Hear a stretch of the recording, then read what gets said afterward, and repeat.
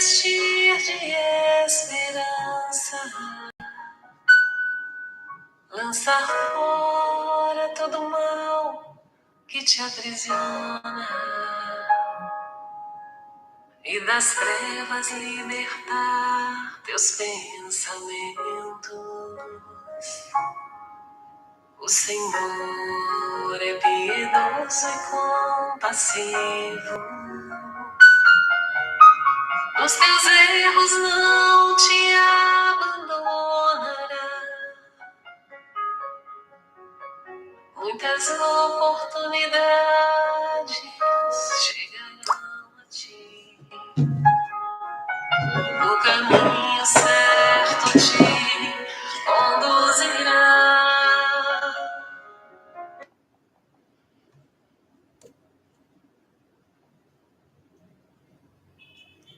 Boa noite a todos. Vamos iniciar a nossa live de hoje trazendo um tema que é muito difícil, mas de grande utilidade para a condução dos nossos lares na Terra. O tema é o Evangelho como condição especial para a família. E trazer esses ensinamentos orientados pelo Evangelho de Jesus é de fundamental importância para essa noite. Com base nas luzes do Consolador prometido, que são essas luzes que vêm clareando as nossas vidas, os espíritas que se aprofundam nos conhecimentos do Evangelho na base desses ensinamentos raciocinados, que é o Espiritismo, nós vamos fazer um perfil aqui em cima do Evangelho e das obras que complementam o Evangelho de Jesus. Para isso, nós precisamos entender que o Espiritismo nos traz alguns pontos importantes que a gente deve estar aqui tratando deles, como a imortalidade da alma, as reencarnações, a lei de causa e efeito, a justiça divina, os condicionamentos que reúnem corações no mesmo teto, corações que precisam se reajustar, muitas vezes são reunidos no mesmo teto. Facilitará a compreensão de cada um de nós.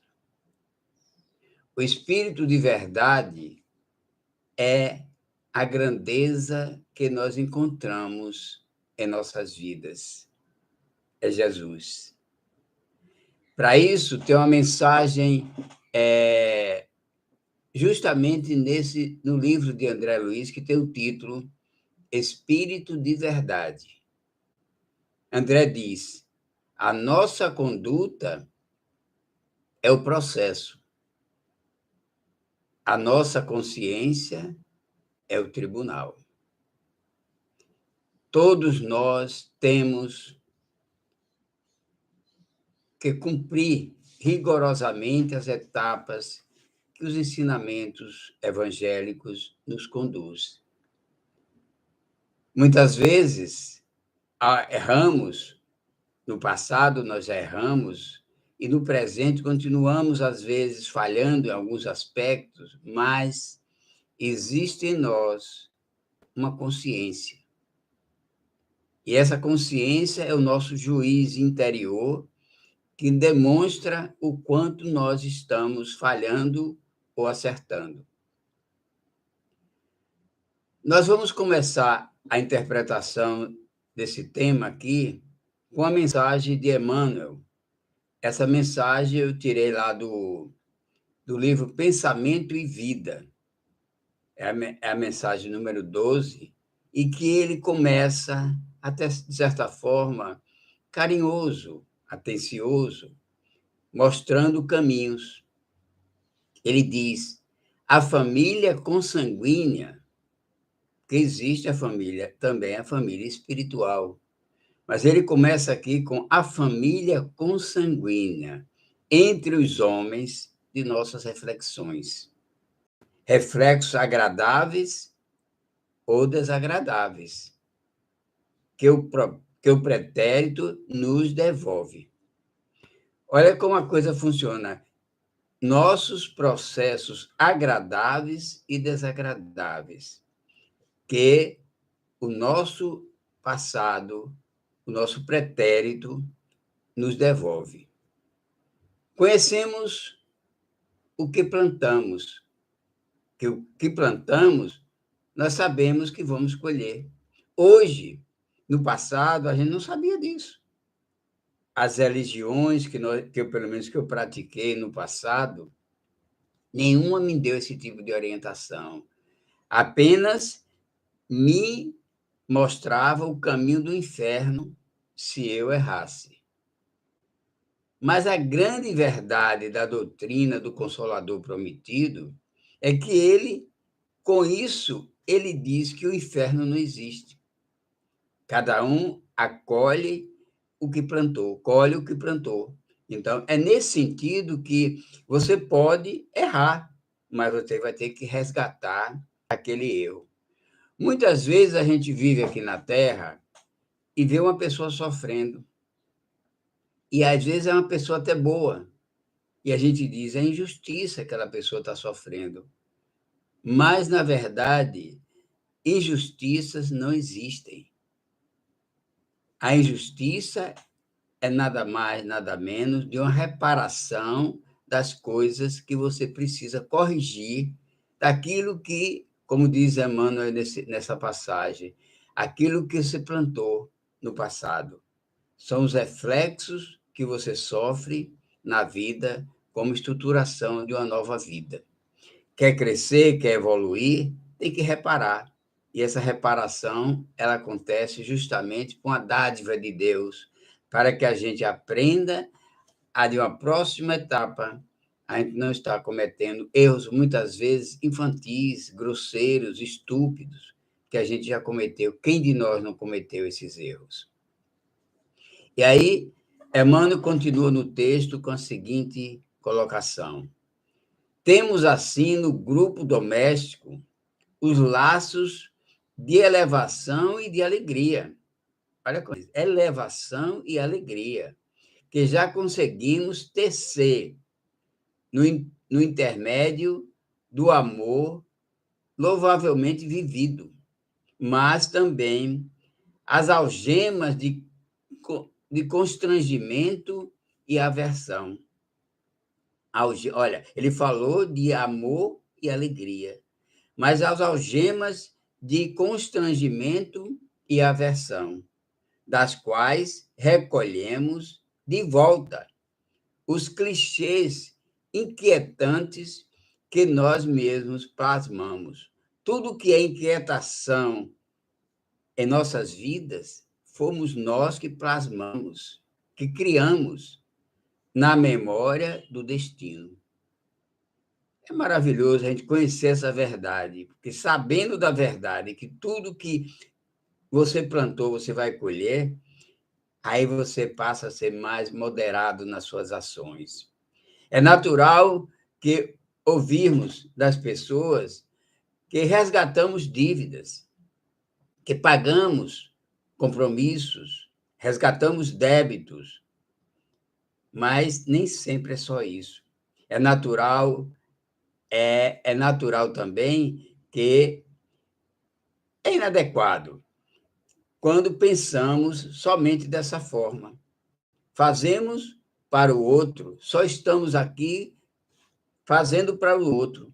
Mas, na verdade, quando a gente está fazendo para o outro, a gente está se lapidando, está se modificando, está se transformando. E a gente não faz só para aquele que a gente prejudicou, a gente age num contexto de ajudar a todos. Kardec, no livro Céu e Inferno, ele diz que não é só perdoar, Ah, perdoou, tá liberado? Não.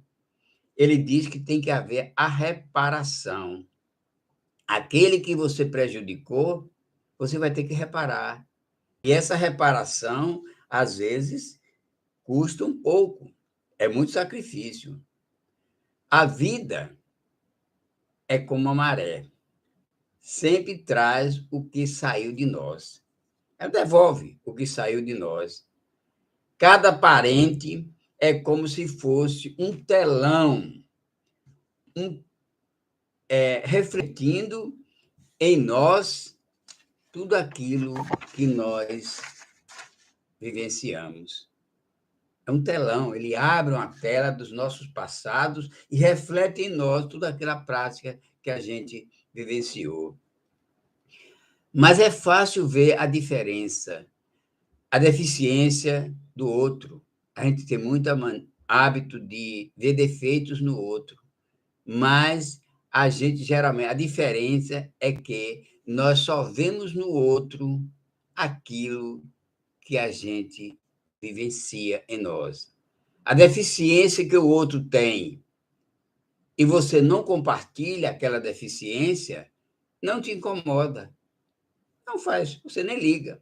Mas quando você vê que o outro tem ideias, mesmo erradas, mas que você também compartilha, você vivencia como se fossem suas. Daí é que necessitamos, aí Emmanuel coloca aqui, daí é que necessitamos desfazer a custo de trabalho, ele é até carinhoso aqui novamente, viu? Desfazer tudo em torno de trabalho, sacrifício, paciência e humildade. Olha, 4 palavras que representam uma conduta ilibada em nossas vidas: trabalho, sacrifício, as lutas que devemos empreender para o nosso crescimento, ter paciência e ser humilde. Recursos novos, isso aí, gente, são recursos novos. Ele diz são recursos novos, porque a gente não tinha isso no passado. Recursos novos com que faremos nova produção de reflexos espirituais, susceptíveis de anular os efeitos. Aqui o propósito é anular os efeitos do passado, de nossa conduta anterior, conturbada e infeliz. É um texto realmente que a gente tem que abrir a mente e jogar ele dentro da gente para a gente não perder uma palavra. A doutrina nos esclarece que as causas estão em nós. Os defeitos são nossos. Nós não podemos culpar ninguém. Muitas vezes Deus está me castigando. Não. A doutrina nos esclarece que as causas estão em nós. Para cada maneira de pensar, uma consequência prática na nossa vida. Tudo que você pensa tem uma consequência. Se você pensa positivo, vem uma consequência positiva para a sua vida.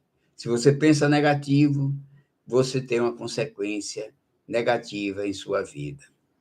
A cada maneira de nos comportarmos, aí já é o comportamento, uma reação da vida idêntica naquele comportamento. É como se fosse nós estivéssemos mesclados com as estruturas das pessoas com quem nós estamos vivendo. É uma troca, é uma mescla de coisas com o nosso semelhante, com o irmão, com o pai, com o filho, com a companheira, com a esposa. Jogo é como se fosse um jogo de ping-pong.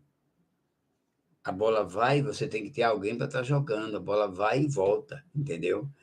Muitas vezes, dentro da família, quando acontece um filho drogado, ele é acusado como inconsequente, procura-se tratamento para aquele filho, e a pergunta que fica: alguém bancou aquela negatividade daquele filho.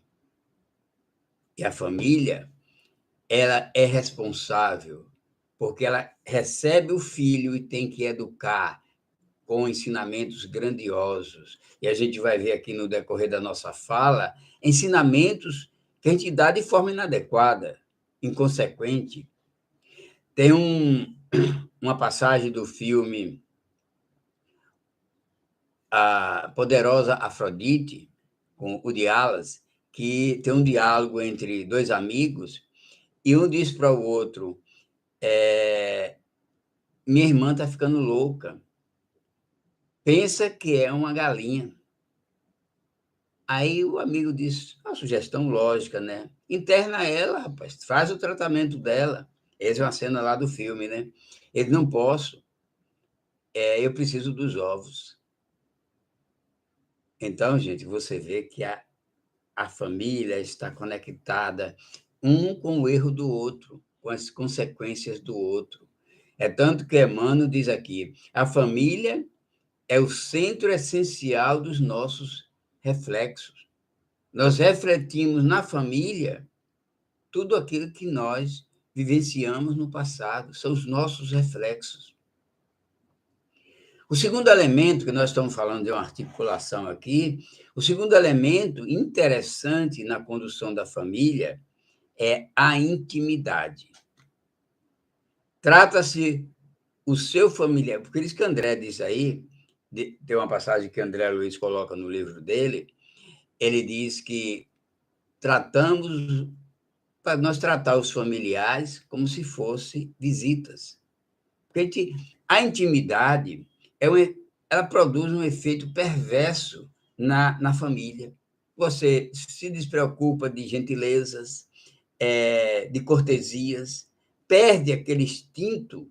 É como diz aqui a mensagem mesmo, é um efeito perverso na vida das famílias, porque você simplesmente não tem cortesia, não tem habilidade no tratamento, você grita, você fala alto, você não fala com carinho, não fala com amor. E familiar foi feito para tratar o outro com carinho. A terceira colocação que a gente coloca sobre aí os cuidados que devemos ter na família é que, via de regra, nós recebemos na família nossos maiores adversários. É incrível, mas é verdade. Deus até às vezes é muito generoso, você tem vários adversários, você manda só um, manda 2 ou 3 bons para compor a família, e você recebe só um adversário para você poder educar, com gentileza, com amor. No livro Através do Tempo, tem uma mensagem que nós vamos passar a conversar sobre ela aqui, que é um modelo ideal para a gente aplicar em nossas famílias. O nome do texto é Desafetos.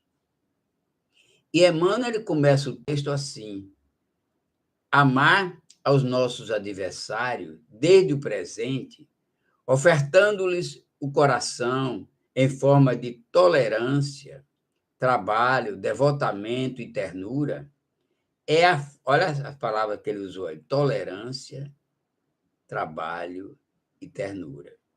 É forma exata para a solução dos grandes problemas que tantas vezes, por invigilância e leviandade, endereçamos, lamentavelmente, ao futuro.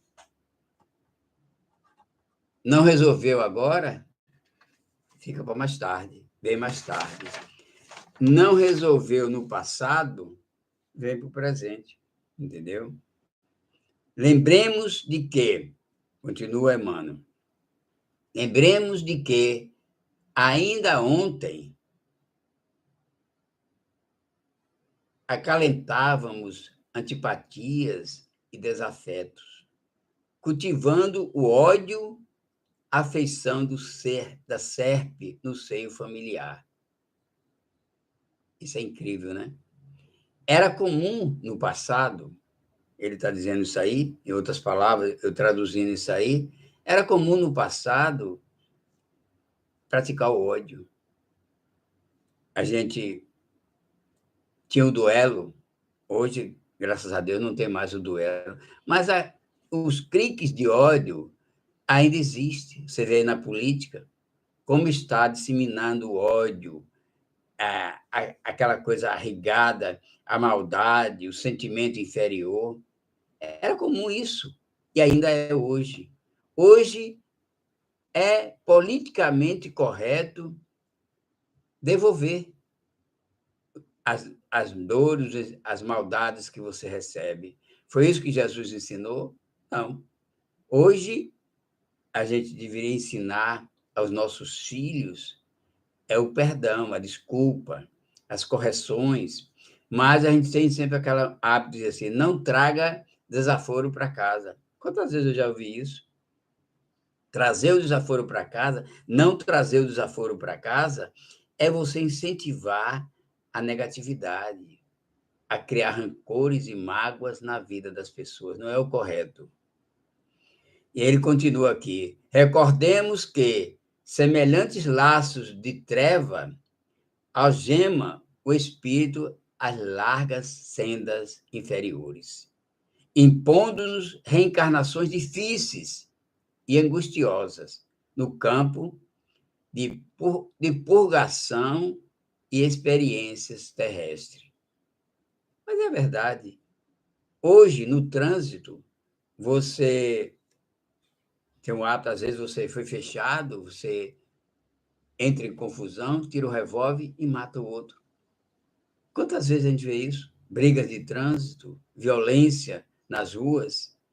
Aí, o que é que acontece? Aquele que você matou volta para sua família em uma próxima vida, volta como marido, volta como filho, volta como uma pessoa, irmão, uma pessoa próxima ali, para você reparar aquela situação que você desconstruiu de negatividade. Então, gente, é importante que durante aquele momento que tiver aquele ímpeto de violência, a gente se acalme, pense, conte várias vezes até 10, para não tomar uma decisão precipitada, porque em 1 minuto a gente pode perder uma encarnação cometendo um crime desse. Aí tem que voltar para reparar tudo. E aí, Emmanuel continua no texto. Esse texto é riquíssimo. É assim que, reinternados, quer dizer, internados na Terra, reinternados, porque nós já fomos internados várias vezes aqui na Terra, quase sempre acolhemos na forma de entes amados, velhos inimigos, que no santuário doméstico são credores intransigentes. São aqueles credores intransigentes, um filho rebelde, uma esposa que não entende às vezes o que você fala, um esposo que está sempre agressivo dentro de casa. É como se você... são os fiscais. Eu diria que eles são os fiscais da vida da gente. Eles passam a controlar a nossa vida como verdadeiros fiscais. É como se fosse a Receita Federal e a Polícia Federal também, agindo na vida das pessoas para não deixar acumular nada, porque eles vêm com aquele estilo de punição, de resgate, de cobrança, muitas vezes até acima do limite. Surgem por filhos tiranizantes. Olha, esses que nós agredimos em vidas passadas, aí Emmanuel diz aqui, surgem por filhos tiranizantes e ingratos, por entes invulneráveis ao nosso melhor carinho, porque eles não aceitam o nosso carinho, nem o nosso carinho verdadeiro, que a gente tenta implantar, eles não aceitam, obrigando-nos a mais doloroso acerto de conta. É interessante, né? Um perdão lá atrás evitava tudo isso. Ou um perdão hoje vai evitar uma situação constrangedora como essa no passado. Continua Emmanuel. Para que não estejamos amanhã em lares metamorfoseados em pelourinhos, lares conturbados, prisões dentro do próprio lar, metamorfoseados em pelourinhos, saibamos amar desde hoje. Se a gente não teve aquela capacidade de amar no passado, para não estar vivendo as dores do presente, procuremos viver hoje o amor, a prática do amor, para que esse amor reverbere na luz das nossas vidas. Lembremos que o mal é apenas o mal para quem o faz. Olha que frase interessante. O mal só é mal para quem faz, transmutando-se em bem naqueles que o recolhe entre a paz do silêncio e a prece da humildade. Olha que coisa maravilhosa, gente. A paz do silêncio, transmutando em bem naqueles que têm a paz do silêncio e a prece da humildade. Quanto o silêncio em casa fortalece, muitas vezes, naquele momento de agressividade, você silencia e não responde. Você ser humilde e não se torna grandioso. O que a gente vê muito são pessoas vaidosas, arrogantes, entendeu? Meimei tem uma frase muito interessante, quando ela diz: tudo passa na terra, mas o que vem do céu permanece. Viva uma frase dessa, na hora que você tiver que ter uma reação negativa, viva uma frase dessa, entendeu? Operar com Cristo. Essa é a ideia maior. Esteja sempre com o nome do Cristo em sua mente, entendeu? Emmanuel diz que a humildade é uma prece. Não é bonito isso, gente? A humildade é uma prece. Humildade, para muita gente, é você estar bonito, bem vestido, bem arrumado, mas outros acham humildade. Não, eu disse o contrário. Humildade é você estar com a roupa simples, com chinelo. Na verdade, isso não é humildade. Humildade está na ideia do pensamento. Não vamos deturpar os ensinamentos do Cristo. Emmanuel diz que a humildade é o reconhecimento da nossa pequenez. Quando nós reconhecemos que somos pequenos, que não somos grandiosos, vaidosos, e ele diz aqui, complementa, diante da grandeza do universo, diante da grandeza de Deus. Então, ser humilde é você se sentir pequeno diante da grandeza de Deus. E humildade também vai mais além. Humildade é ter o senso de proporções, porque tem gente que não tem ideia, tem noção de proporções. É entender o que é possível, o que não é possível, o que eu posso fazer e o que eu não posso fazer, o que eu devo ser e o que eu não devo ser. Essa é o sentido da humildade. Muitas vezes, a violência no lar, entendeu? É a falta de humildade e a pouca prática do silêncio, seguindo aquelas pegadas lá de cima de Emmanuel, que ele fala do silêncio e a prece da humildade. Então, quer ver um exemplo? Quando levaram aquela mulher para ser apedrejada, dizendo que ela tinha cometido o adultério, Jesus praticou as duas coisas aí. Ele praticou o silêncio e praticou a humildade. Ele não foi arrogante, ele apenas usou o silêncio inicialmente. E muita gente, às vezes, eu já assisti outras palestras e as pessoas ficam curiosas para entender o que é que Jesus estava escrevendo na areia ali, na hora que ele estava refletindo sobre o que decisão tomar. Mas, na verdade, ele usava ali o silêncio para aquietar as pessoas. Com a sua humildade, ele conseguiu contornar aquela situação, porque todos, naquele momento que ele fingia que escrevia, não sei o que ele escrevia, ele estava acalmando aquelas pessoas. Todo mundo chegou com violência, com agressividade, com aquela ansiedade, porque você vê que naquela mensagem existe o vício, que está aí até hoje. O traído, a adúltera, foi ela, era a mulher. O homem não era adúltero, não, entendeu? Ele não cometeu adultério também, não. Então, você vê que, de épocas até hoje, você vê que existe aquela coisa do machismo, do poder masculino ainda interferindo em nossas vidas. Mas Jesus foi sensato e, no silêncio, na humildade, ele simplesmente contornou aquela situação que todo mundo já sabe, não precisa estar aqui repetindo, foi o que ele fez. Não ficou ninguém para apedrejar aquela mulher, entendeu? Quer ver outro segmento que está lá no Evangelho? O decreto que Nero assinou contra Paulo. Quando Paulo visitou Nero, está lá, esse é no livro Paulo e Estevão, Paulo tem uma hora que Nero convida Paulo para uma conversa com ele. E na saída, ele mandou que deixasse Paulo em uma prisão domiciliar. Aí Paulo escreveu uma epístola que ele diz assim: Eu, Paulo, o apóstolo, prisioneiro do Cristo. Ele sabia que Nero não tinha capacidade de prendê-lo, porque ele estava ali cumprindo missão.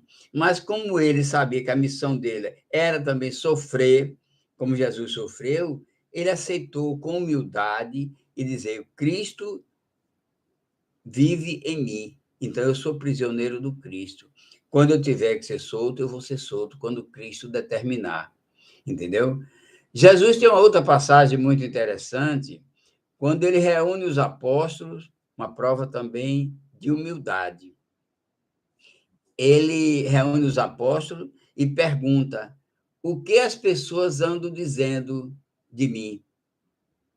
Saiu muita besteira, muita coisa boba, e só Pedro, 10%, foi 10% de aproveitamento aí nessa pergunta de Jesus.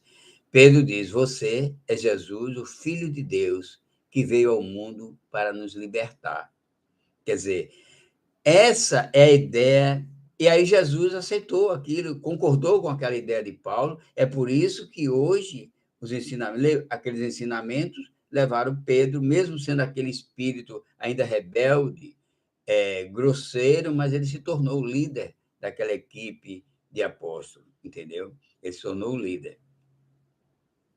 E a humildade é fundamental em nossas vidas, gente. Essas duas palavras são forças, silêncio e humildade. Quer ser humilde? Tenha plena consciência das suas qualidades. Muitas vezes, as nossas arrogâncias, o nosso poderio, o comando que muitos homens têm da terra, e esquecem de perguntar: eu não sou esse ser superior. Quer testar se a pessoa é um ser superior, realmente é grande? Pergunta para você: ainda tem intestino? Porque todo mundo que tem intestino ainda é um ser muito inferior, entendeu?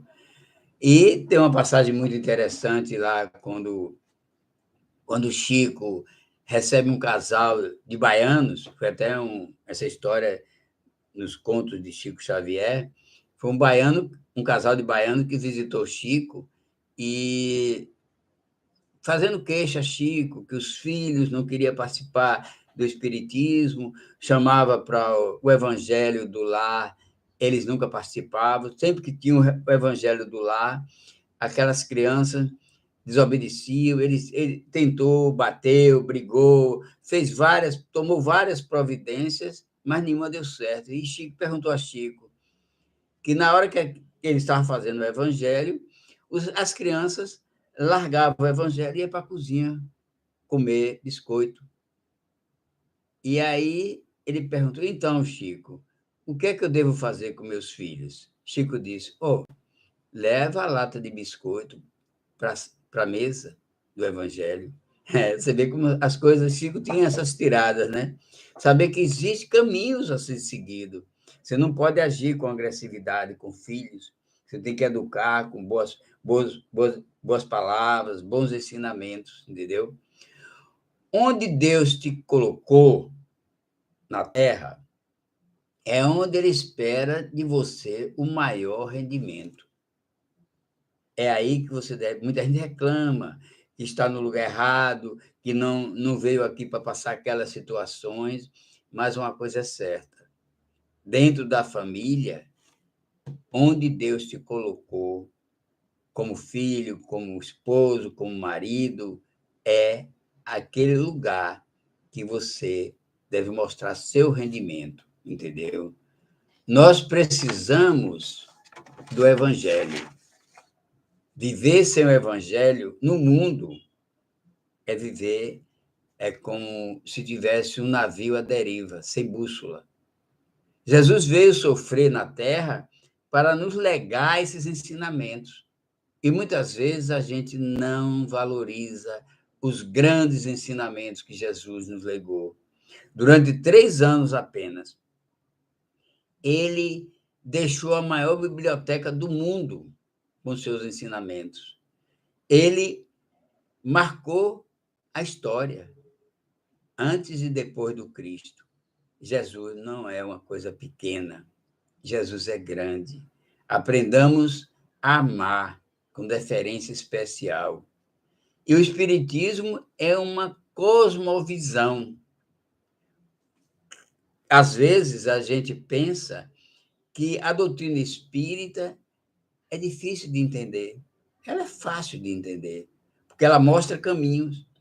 E quando eu digo que o Espiritismo é uma cosmovisão, comparando com a pessoa que usa óculos. Às vezes tem uma lente, sem o óculos não consegue ler nada, mas colocou o óculos, passa a ter uma leitura fácil e domina a leitura. Assim é o Espiritismo, ele é uma cosmovisão. Você leva o mundo de hoje às lentes do mundo espiritual. Porque você, com a visão do Espiritismo, você realmente junta valores diversos, porque você passa a compreender o caminho da luz com mais facilidade. Como espíritas imortais, estamos várias vidas juntos. Nós vivemos juntos. A família é uma conexão que não vem dessa, vem de muitas outras vidas. E muitas vezes aquele erro que você está resgatando hoje foi aquele que você cometeu lá há 100, 200, 300, 500 anos atrás. Você está reparando agora. As existências, elas são solidárias. Dívidas, trocas que nós devemos fazer aqui nessa vida são situações que devem corrigir as nossas vidas passadas. O conjunto de suas vidas dá o tom de suas escolhas. Hoje, tudo que você vivencia é em função da escolha que você viveu no passado. Não se perturbe, não se agite diante da vida. Dê o melhor de você. A evolução do órbita precisa acontecer. Nós estamos vivenciando a época da regeneração planetária. O planeta não está sujeito à sua evolução. E como é que fica essa situação? O planeta está evoluindo, está filtrando, está modificando as vibrações do planeta. E você acha que se você não evoluir, você continua vindo para a Terra? Claro que não. Tem outros órbices, menos com a vibração menos positiva, e onde você pode ser encaixado se você não acompanhar a evolução do planeta atual. Assim, gente, é importante. A família é o reduto de onde começa tudo.